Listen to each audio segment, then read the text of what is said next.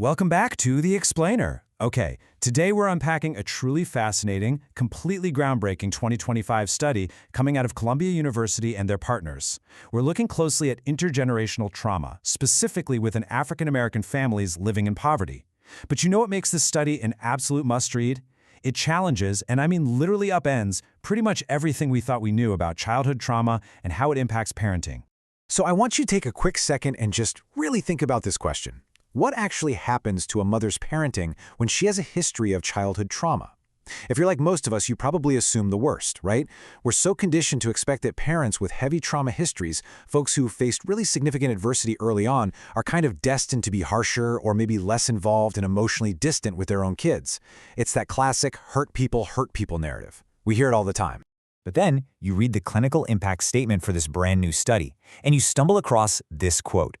Their mothers tended to be caring and involved with their children, especially if they did not feel great stress as parents. Wow! Just think about that for a second. That is the exact opposite of what the traditional narrative tells us to expect. These mothers are actively fighting the cycle of trauma to nurture their kids. So how is this even possible? What's going on behind the scenes here to create such a surprising outcome? Section 1. Inside the study, measuring adversity. To really wrap our heads around how the researchers arrived at this incredible conclusion, we got to look at the methodology. We need to know who they studied and, how exactly this adversity was actually measured. They used a really well-known metric called ACEs, which stands for Adverse Childhood Experiences. This covers frightening, dangerous, or violent events that pose a real threat to a child's life or bodily integrity. And sure, that absolutely includes direct harm like physical abuse or emotional neglect, but it also covers household dysfunction, things like witnessing domestic violence or living with someone struggling with severe substance abuse or mental illness before the age of 18. Understanding ACEs is super fundamental for this explainer because it gives us the vocabulary to measure that heavy historical weight these parents are carrying right into adulthood. Now, to examine this transmission of trauma, the researchers homed in on a very specific and frankly often overlooked demographic. They observed 157 African American mothers and their young kids, who were right around 4 to 7 years old. These families were all participating in an urban, low-income pre-kindergarten program. By zooming in on this specific group of 157 families, the study gives us incredibly vital data on communities that are frequently and disproportionately hit by systemic stressors, poverty, and intergenerational trauma. Section 2. A surprising discovery. The resilience response. Okay, I want you to prepare for a major paradigm shift here, because the data reveals a seriously powerful narrative of strength. To get their data, the researchers didn't just hand out a survey and ask the mothers how they parented. No, they literally went right into the homes of these families. They video recorded the moms and kids playing together using a structured observation method called the 3-bag task. Then, trained coders watched these interactions, looking out for 2 main types of parenting. On one side, we have sensitive, engaged parenting. This is your responsive, warm, and emotionally supportive behavior.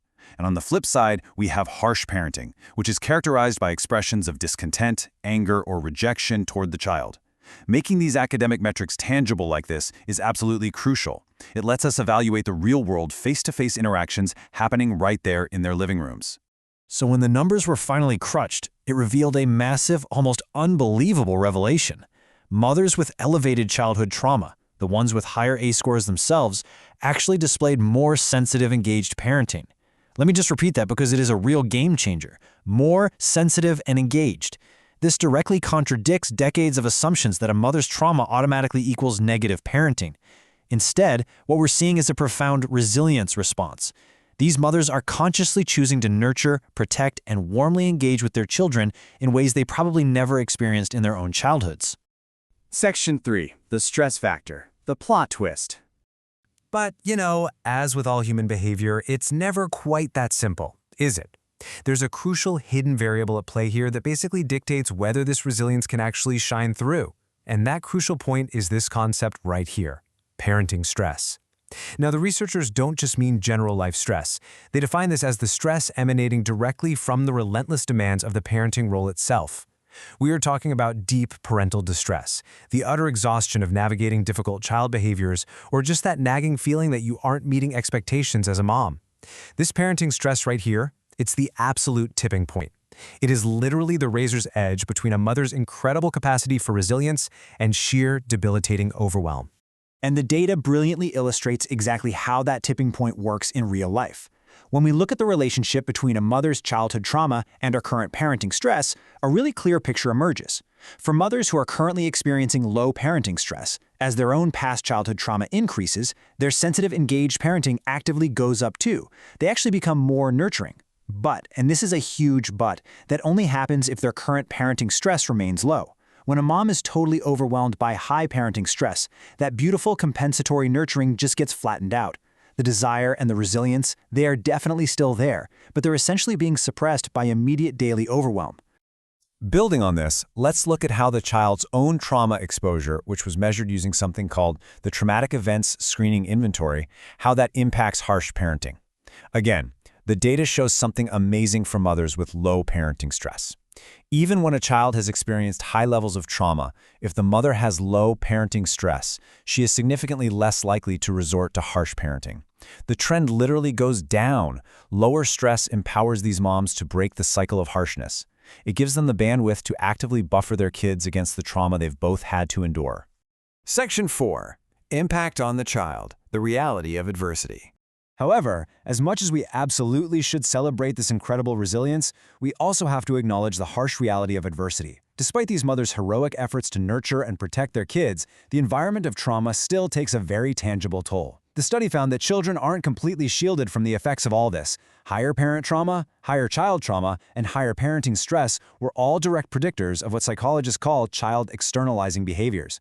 So what does that mean in plain English? It means things like a child struggling to pay attention, defiance, or acting out aggressively. Now, the mother's nurturing helps, absolutely. It's a critical buffer. But the sheer weight of intergenerational trauma and daily stress still manifests in the child's behavior. The moms are doing everything in their power, but they just can't do it alone in a vacuum of support. Section 5. Breaking the cycle. Clinical impact. Which brings us to arguably the most important part of this entire explainer. What do we actually do with this information? If we know for a fact these mothers have this immense capacity to nurture, how do we help them break the cycle for good? Well, the researchers laid out some really concrete, actionable clinical implications based on their findings. If parenting stress is the mechanism that essentially shuts down a mother's natural resilience, then our clinical and societal interventions absolutely must focus on lowering that stress. We need to provide psychological resources like teaching effective coping strategies, but we also have to offer concrete, tangible resources. Think about things like access to respite care, giving moms a literal physical break. We have to actively promote positive parental mental health overall, instead of just trying to treat the child's behavior problems in isolation. And finally, we've got to tailor our interventions to explicitly recognize the trauma histories of these specific families, honoring their massive resilience rather than judging them for their struggles. We've seen today that mothers facing intergenerational trauma possess an absolutely incredible, fierce capacity for sensitive and engaged parenting, but that capacity is unlocked or locked away by the amount of day-to-day parenting stress they carry on their shoulders. Which leads us with this final, provocative thought to really reflect on.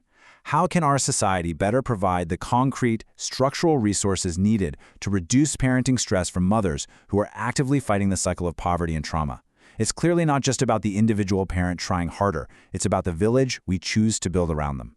Thank you so much for joining me for this explainer. Keep questioning, keep learning, and I'll catch you next time.